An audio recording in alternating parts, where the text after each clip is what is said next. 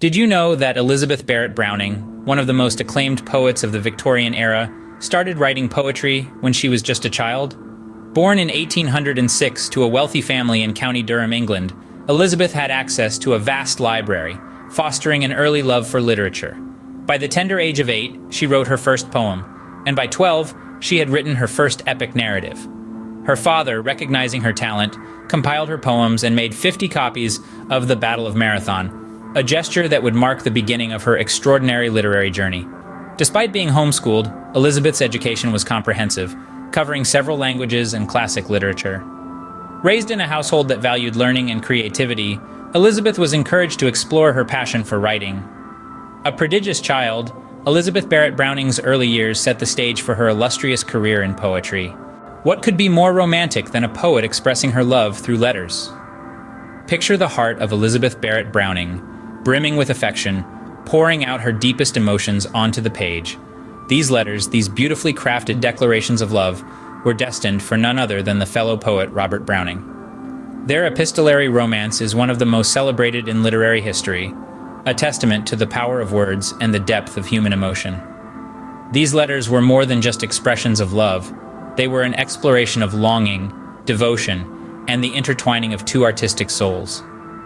Each word penned by Elizabeth was a testament to her profound affection for Robert, a reflection of the passion that would later echo in her poetry. Through her letters to Robert Browning, Elizabeth not only found love, but also a muse for her poetry. How did a British poet come to write sonnets from the Portuguese? This question often arises when discussing Elizabeth Barrett Browning's renowned collection of love poems. The answer lies in her relationship with Robert Browning. During their courtship, Robert affectionately referred to Elizabeth as "my little Portuguese," owing to her dark complexion. This pet name inspired the title of her sonnets. Sonnets from the Portuguese is a narrative sequence of 44 sonnets, chronicling the poet's inner journey from despair to happiness, from doubt to faith, and from solitude to love. Each poem is a testament to the transformative power of love and the spiritual upliftment it brings.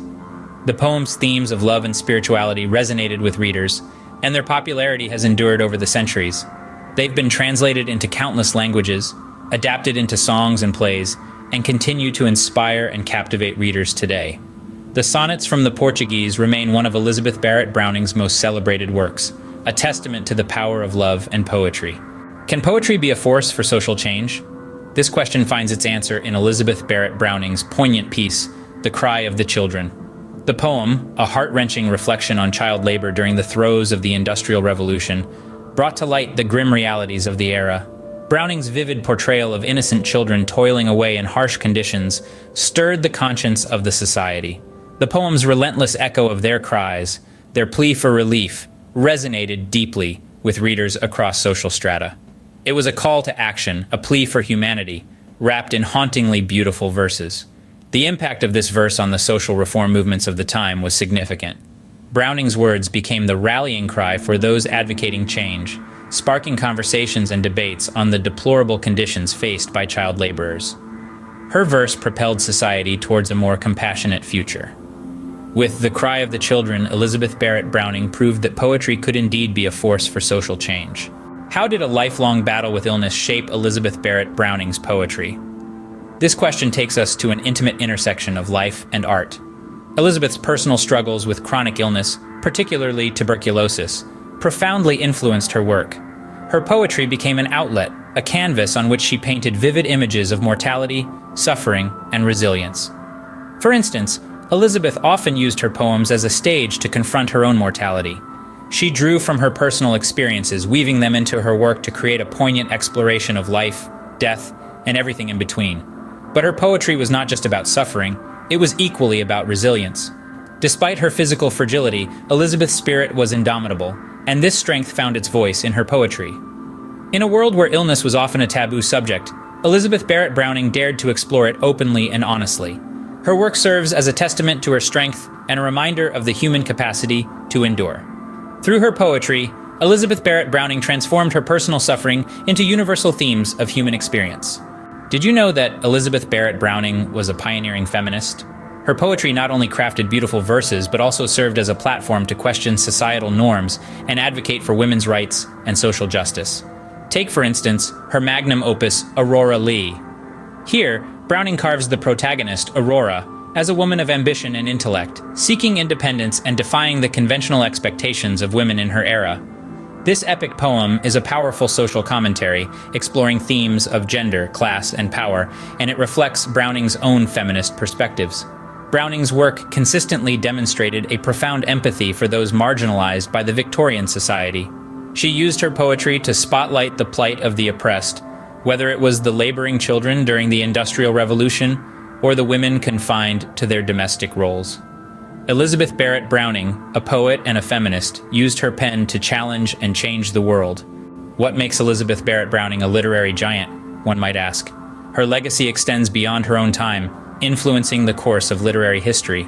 She's a cornerstone of the Victorian literary canon, her works a testament to her immense talent and profound insight. Browning's poetry resonated deeply with her contemporaries, and its influence didn't wane with time. Many poets and writers of later generations found inspiration in her verses. Her exploration of love, suffering, and resilience, her courage in confronting societal norms, and her lyrical finesse all contributed to this enduring legacy. She was a trailblazer in many ways, challenging conventions and pushing boundaries, not just in her personal life, but in her literary work as well. Her voice, once suppressed by illness and societal expectations, now reverberates through the ages, inspiring countless others to find their own. Elizabeth Barrett Browning's legacy lives on, not just in her own words, but in the words of those she inspired. What role did spirituality and religion play in Elizabeth Barrett Browning's poetry? Now that is a fascinating question. Elizabeth's work is steeped in spiritual themes, making it almost a lyrical quest for divine love and truth. Her exploration of faith is complex, often intertwined with personal experiences and emotions. In her epic poem, Aurora Lee, she grapples with questions of faith, using the protagonist's journey as a metaphor for her own spiritual exploration. She wrestles with doubt and belief, beautifully illustrating the human struggle to find meaning and purpose. Her work, The Seraphim, offers another example of her religious exploration. Here she presents an angelic perspective on the crucifixion, framing it as an act of divine love. Through these and other works, she probes the paradoxes of faith, the mystery of divine love, the struggle with doubt, and the yearning for spiritual truth. In Elizabeth Barrett Browning's poetry, we find a deep and complex exploration of spirituality and faith. Was Elizabeth Barrett Browning just a poet, or was she also a political activist? This question prompts us to delve into the political aspects of her life.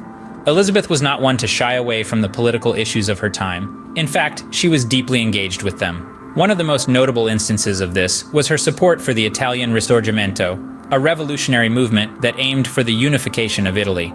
Elizabeth's poems, such as Casa Guidi Windows, reflect her keen interest and vocal support for this cause.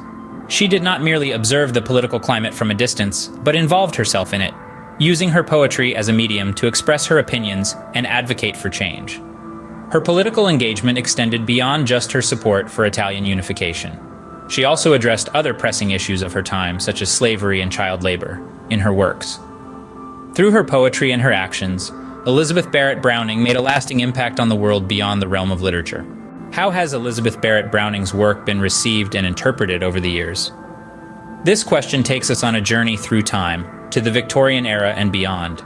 During her lifetime, Elizabeth's poetry was celebrated for its emotional depth and technical skill, earning her a place among the most respected poets of her time. Critics admired her bold exploration of personal and social themes, from love and spirituality to social justice and political reform. However, the critical landscape shifted in the years following her death. Some scholars dismissed her work as overly sentimental or moralistic, reflecting broader shifts in literary taste. Yet in the late 20th century, a resurgence of interest in Elizabeth's poetry emerged.